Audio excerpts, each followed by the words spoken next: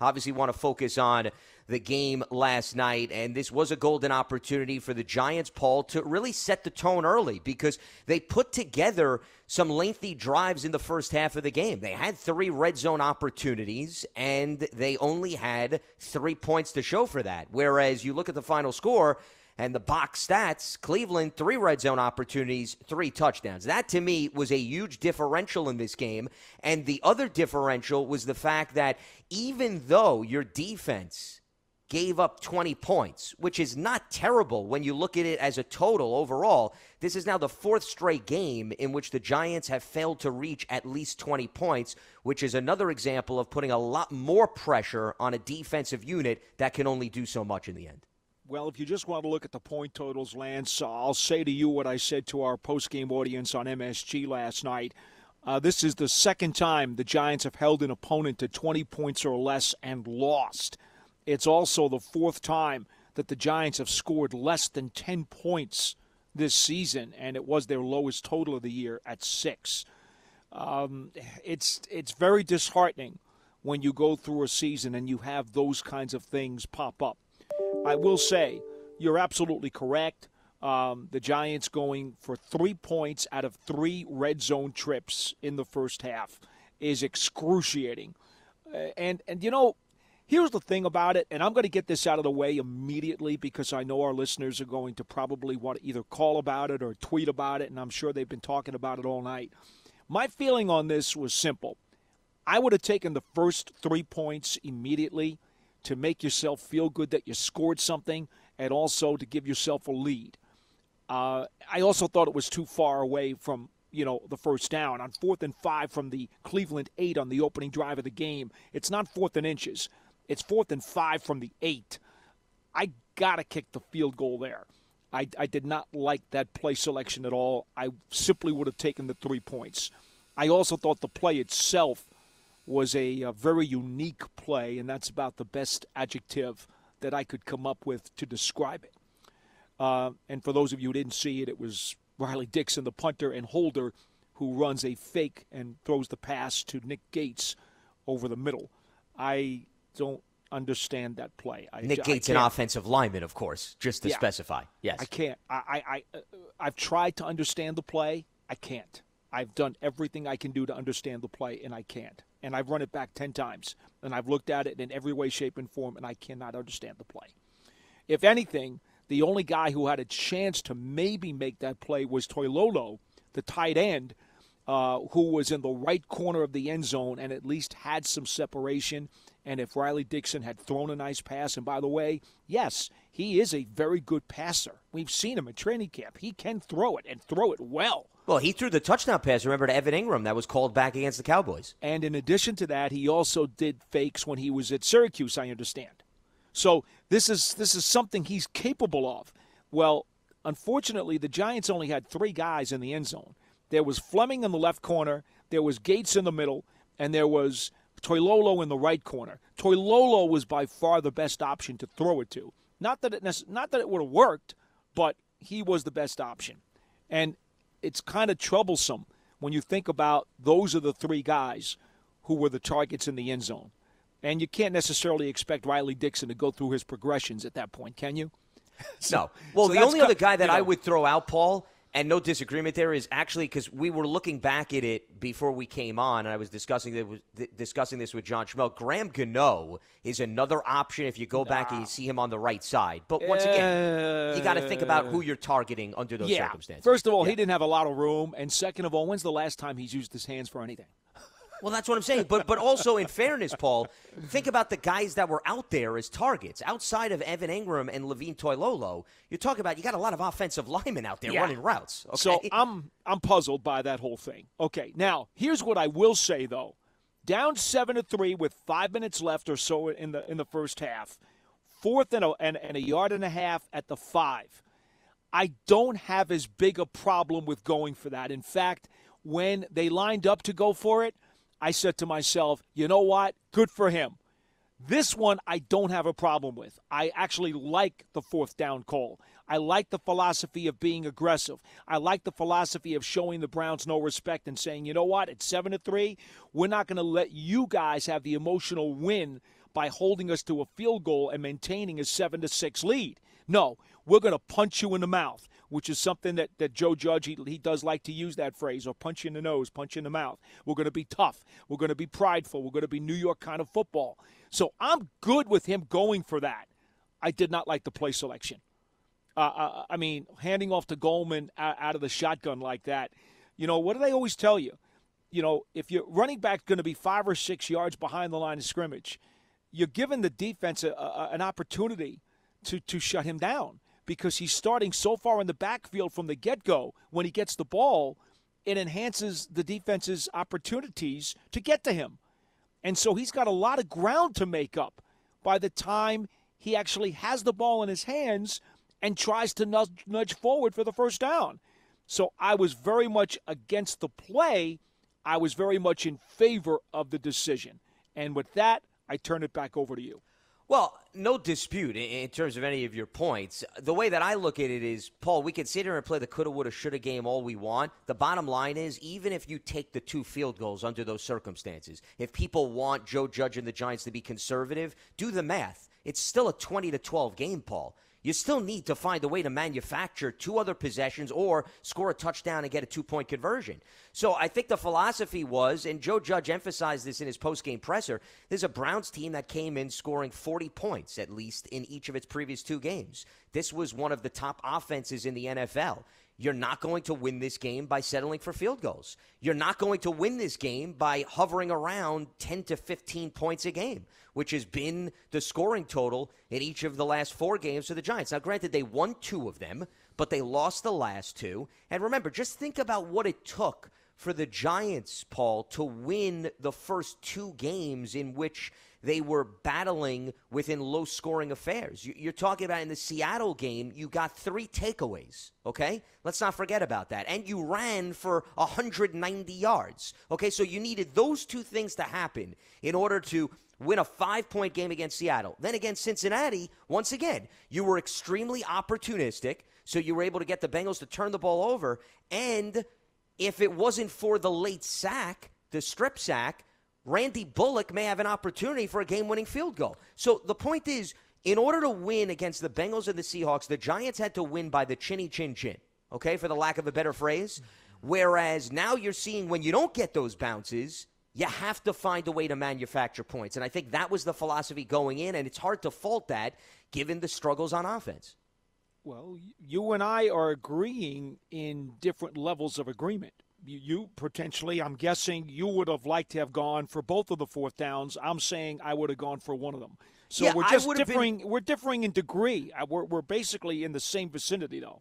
I have no problem with going for it on both plays. I would argue, though, I'm with you on the first one. I think you're better suited in that circumstance to leave your offensive personnel out there to give you a better chance to pick up the first down or score the touchdown. Now, you mentioned they're at the 8.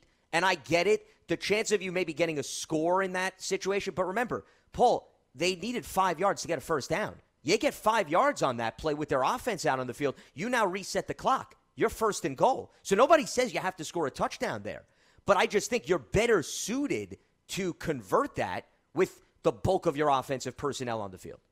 Well, I would not argue against that either. Again, I would have taken the 3 there, but if you're going to go for it, I would stick with my offense. I'm not going to dispute that at all. That's like a 2-part question. And then here's the thing. I'm going to go back to the second one because now if they come up with, the first down on the second one, let's just say the first one happens and they're still down 7-3. You get the first and goal on the second 4th down attempt.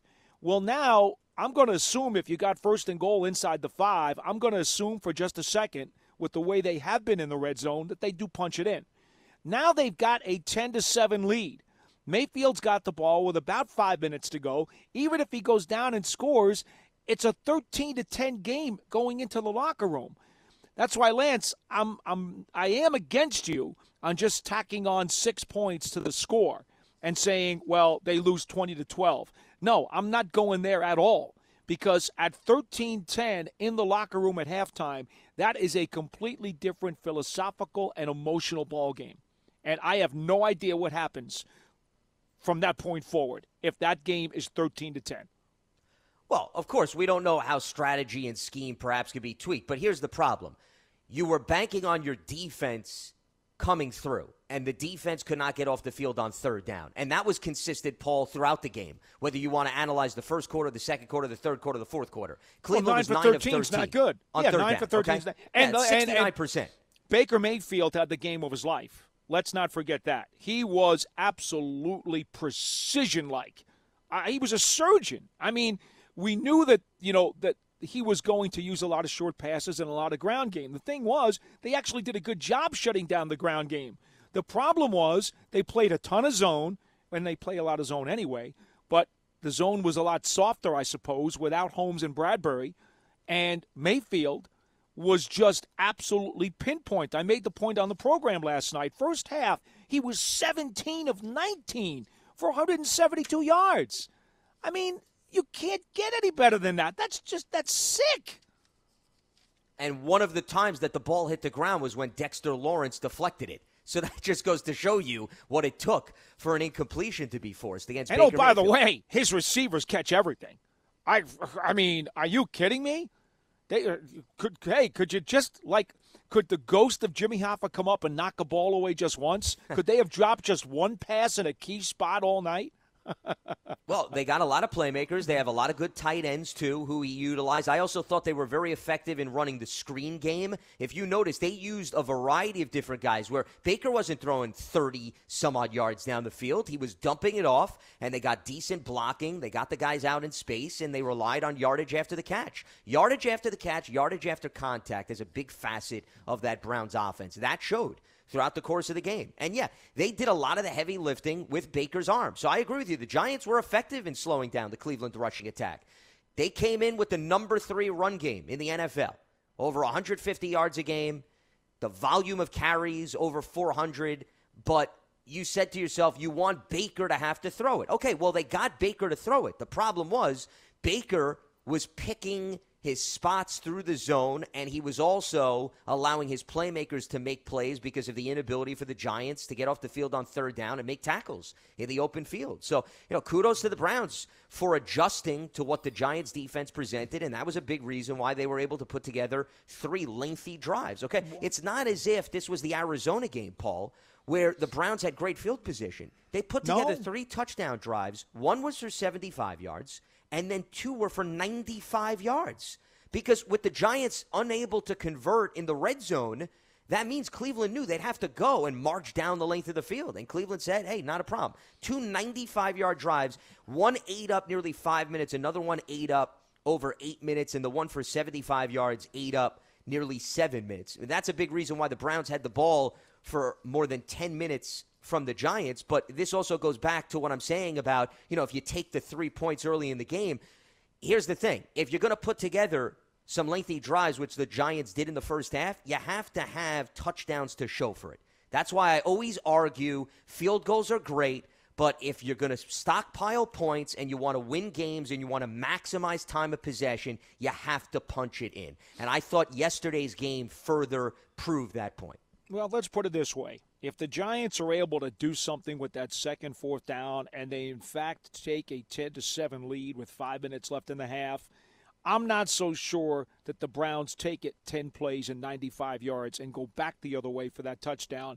to make it a 13-3 game. I'm not even sure of that, because if they're down 10-7 and they've got the ball at their, inside their own 20, let's just say after the kickoff, or even if it's at the 25 with a touchback, maybe they're approaching the whole thing a little bit differently. But after they had just stymied the Giants again, and they're like, hey, you know what? We've stopped them twice in the red zone on fourth down with nothing. Those are probably the best 2 chances they're going to get to score a touchdown all night. So their entire philosophy has to change at that point, because they're saying, are you kidding me? Giants aren't going to come back in this game. Let's go. And what do you think they do? They go down and they drop the hammer, and it's 13-3 at halftime. And you talk about Mayfield, and my goodness, it's the best I've ever seen him play. I think it was his career high in terms of completion percentage for a given game. Well, it was a franchise record. It was a franchise record, as a matter of fact. Okay, so, it's no wonder he played the game of his life, and he happened to pick last night to do it. But I will say this. Although He was razor sharp in shredding the Giants' zone. There's no question about it. It was a take what they'll give me, and he did it. I would also say this. There were a handful of cases where the Giants' defenders made really crushing hits right at the point of the catch. And every single time those Browns receivers held on to the ball. And that's a credit to them. Giants probably had, I want to say maybe 3 last night, where there were contested catches or hits that were made right when the ball got there, and they didn't hold on to them. But the Browns did. Again, it's all complimentary. I always say this. You got to make sure that your targets complete the play on the other side of the ball. And it's a small point to be made here because the Giants were clearly outclassed last night. But those are the types of things you have to be able to do if you're going to beat a team that's favored. Well, it goes both ways is essentially what you're pointing to. And I'll relate it to the Giants because as much as people are going to focus on the red zone inefficiency and the decisions to go for it on 4th down, there were also a lot of missed opportunities in this game on conventional plays, Paul. Colt McCoy had Evan Ingram in the end zone. He underthrew that ball. Darius Slayton slipped in the back of the end zone. Who knows? That could have been another touchdown. Then there was a pass to Darius Slayton for 35 yards. He let him out of play. Maybe if the pass keeps him in bounds, who knows? Maybe he gets another 10 yards. Maybe he runs in for a touchdown. And once again, that's also the coulda, woulda, shoulda game. There are no guarantees, okay? So you can't tell me, well, if Colt throws a better pass, he absolutely scores. We don't know. But the point is there were opportunities and other plays to be made. Without a doubt. Even with what the Giants showcased yesterday. Oh, I am totally in agreement with you in that regard. I believe that, what you saw was a great tape to show to young and up-and-coming quarterbacks, whether it's high school or college, and say, let's look at Baker Mayfield, and this is how you put the ball exactly where it's supposed to be. Time after time after time. I thought he was Troy Aikman last night. Troy Aikman, and for my money, in the 38 years I've been covering this league, Troy Aikman threw that 10 to 20-yard pass with more pinpoint accuracy on a more consistent basis than any quarterback I've ever seen in my life. Okay? That's what Baker Mayfield was last night. Pinpoint accuracy on all the throws. Colt McCoy last night, especially in the first half, how many of his throws, well, they were in the vicinity, but they were far from being pinpoint accurate. When you're talking about the rings of the bullseye, he was like on the outside of the outer ring on almost all of his throws. And you got to hit the yellow. You got to hit the yellow. You got to hit that bullseye, at least on a few of those throws. And you're right. There were chances there to be made, and I thought that his throws were awry. In fairness to Baker, Baker has looked really solid over the last few games. Now, you could say that he was efficient to the 10th degree, to your point, Paul, last night. But, over the last few games, Baker has been making very good decisions, and he's been an extremely efficient quarterback. So he's had a great I don't month. think last night was a stunning development based on how he's recently been playing. He's had a terrific month. There's no question. He came off back-to-back 300-yard games. I think he's thrown 1 pick in the last 6 weeks. He's hot right now. He's playing very well. But as you yourself said, franchise record in completion percentage. Well, that means he stepped out of his shoes and went to the heavens to play just the game of his life.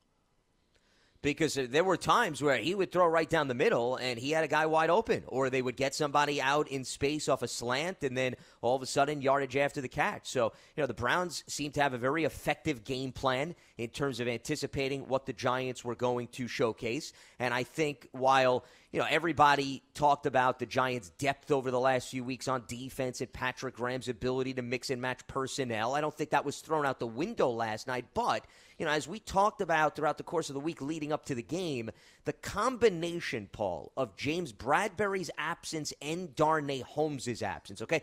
The focus was a lot on Bradbury, but you were down 2 of your 3 starting corners. And when you remove 2 guys who have been fairly consistent for you, even in a zone defense, that's going to change things because the guys that you normally hang your hat on that are going to be reliable to be in spots, the communication level, when you remove those 2, yes, the dynamics of the defense is going to change, and I think Cleveland anticipated that to a certain degree.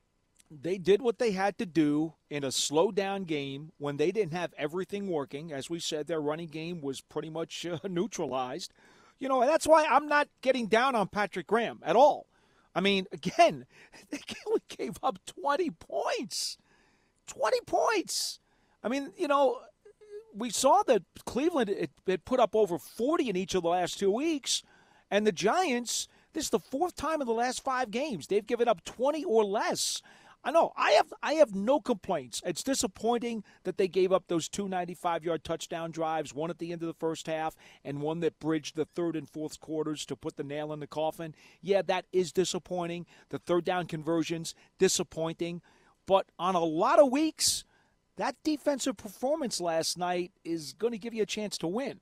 But the Giants' offense just wasn't capable of doing that.